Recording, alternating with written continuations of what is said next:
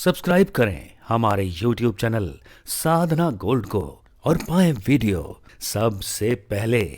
और हाँ, bell icon दबाना ना भूलें। देव उठनी, कल से देवताओं का सुबह हो रहा है। देवताओं का क्या होगा कल से? सुबह। देव उठनी एकादशी, देवताओं का ब्रह्म मुहूर्त चालू हो गया। कल से शुभ काम चालू हो जाएंगे, शुभ मुहूर्त चालू हो जाएंगे। तो कल साल में जो व्यक्ति हर एकादशी को नहीं रख पाता व्रत, तो कल की एकादशी को बड़ी एकादशी भी कहते हैं। कल की एकादशी जरूर करनी चाहिए। कल की एकादशी को घर में लोग 11 घी के दीपक भी जलाते हैं। और कल तुलसी और भगवान शालिग्राम जी का विवाह भी होता है। तो आप लोग कल तुलसी पूजन कीजिएगा।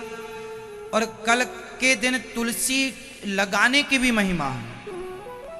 कल आप लोग अपने अपने घर में एक नया तुलसी का पौधा अपने घर में, और घर में कई लोग कहते हैं ना हमारे घर में तुलसी सूख जाती है। घर में एक छोटी सी क्यारी बनाओ और वहां ढेर सारी तुलसी लगाओ।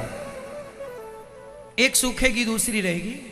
तुलसी सूख जाना अच्छा नहीं होता, इसलिए ज्यादा तुलसी लगाओ। और साल में एक बार विशेष कल के दिन अर्थात एकादशी के दिन, देव उठनी एकादशी के दिन हमें तुलसी जरूर लगाना चाहिए। बहुत पुण्य होता है तुलसी लगाने का। और कल तुलसी विवाह, आप लोग अपने घर में तुलसी लीजिएगा, भगवान शालिग्राम जी का और तुलसी को बिठा के पास में पूजन कीजिएगा। एक दूसरी की गांठ जोड़ दीजिएगा। बीच में ठाकुर जी तुलसी को लेकर के उनको चावल, चंदन, तिलक, ठाकुर जी को तिलक इत्यादि करके भगवान के फेरे करवाइएगा, विवाह कराइएगा। फिर तुलसी को स्थापित कर दीजिएगा, रोपित कर दीजिएगा। कल से एकादशी का व्रत जो नहीं रहते, आपको एकादशी का व्रत रहना चाहिए।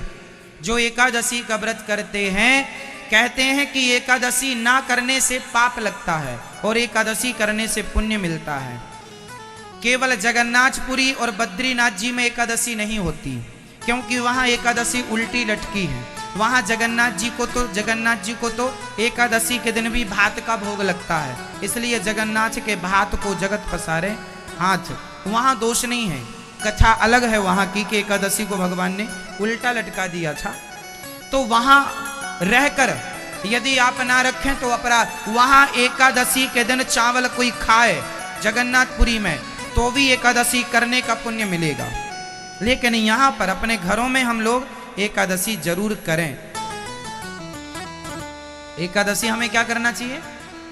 आप बूढ़े हैं, बच्चे हैं, यदि आप बूढ़े हैं तो आप एकादशी के दिन चावल ना खाएं, वह भी एकादशी है, चावल नहीं खाना चाहिए। यदि आप साध सकें तो फल फूल खा लें, फल फूल से गुजारा ना हो तो रोटी खाएं, लेकिन चावल ना खाएं। यदि अति बूढ़ा है उसके लिए कह रहे हैं, आप साध सकते हैं, कर सकें। हम हिंदुओं का, हम सनातनियों का सर्वश्रेष्ठ व्रत एकादशी ही है, इसलिए हम सबको एकादशी करनी चाहिए। और एकादशी का उद्यापन नहीं, उद्यापन क्या, एकादशी करते करते शरीर पूरा हो ज्यादा अच्छा है। उद्यापन करना है तो झूठ, कपट, निंदा, चुगली, बुराइयों का उद्यापन करना चाहिए। अपने जीवन में जितनी बुराइयां हैं उन्हें छोड़ना, अच्छे काम नहीं छोड़ने, अच्छी चीजें नहीं छोड़नी, ठीक है? तो एकादशी आप कितने लोग करते हैं? एकादशी सही नहीं करते तो कल से स्टार्ट कर दीजिए, करना ही चाहिए। सवेरे जल्दी जाग जाओ। एकादशी के दिन क्या करना है सुनो। कहा जाता है कि एकादशी जैसे कल है तो आज 10वीं को चावल नहीं खाना चाहिए।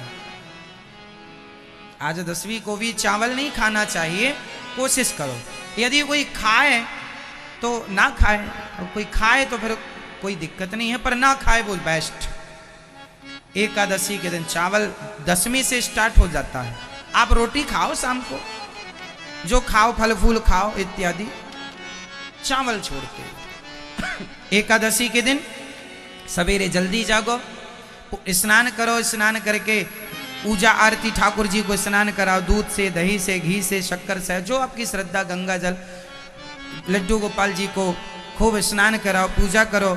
है ना, कपड़े पहनाओ, आरती उतारो, प्रार्थना करो, हे प्रभु मैं आपको कभी भूलूं नहीं। और भगवान का चरणामृत पीकर व्रत को स्टार्ट करना चाहिए। सवेरे भगवान जी को नहवाओ, वो चरणामृत पी लो और पी के वो व्रत चालू हो गया। फिर एकादशी पूरी हो गई, द्वादशी आ गई, तो द्वादशी को आपको सबसे पहले ब्राह्मणों को भोजन कराना चाहिए।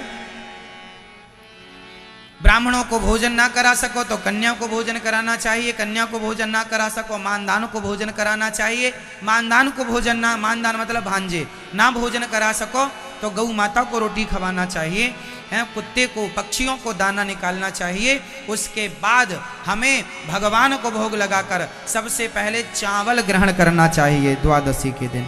एकादशी को चावल नहीं खाना चाहिए, पर द्वादशी के दिन चावल जरूर खाना चाहिए, तब एकादशी के व्रत पूरा होता है। चावल से ही पारण करना चाहिए। चावल चरणामृत लो ठाकुर जी का, भगवान जी को दूसरे दिन नहवाओ, चरणामृत लो, फिर चावल लो। कच्चा चावल ही एक दाना मुंह में रख लो, चावल बने पके उसका इंतजार ना करो। एक दाना, हम तो कहते हैं अपने घर में जगन्नाथ जी का चावल ला के रखा करो। जगन्नाथ जी में सूखा चावल मिलता है प्रसाद के रूप में, ऐसे लंबे लंबे नहीं बना के देते। आप में से कितने लोग जगन्नाथ जी कभी गए हैं? अच्छा है, तो जगन्नाथ जी में वहां आपने ध्यान से देखा होगा, चावल, सूखा हुआ चावल, प्रसाद का चावल बिकता है, छोटी छोटी पोटरियां, वो खरीद के लाना चाहिए। और उसमें से हर दिन जगन्नाथ जी का प्रसाद, हर दिन 2 दाने चावल के रोज खाना चाहिए कि हम जगन्नाथ जी का प्रसाद रोज पाए। हम रोज रोज तो जगन्नाथ जी जा नहीं सकते, तो चावल ले आना चाहिए। कोई जगन्नाथ जी जाए तो चावल का प्रसाद मंगाना चाहिए, सूखा चावल मिलता है।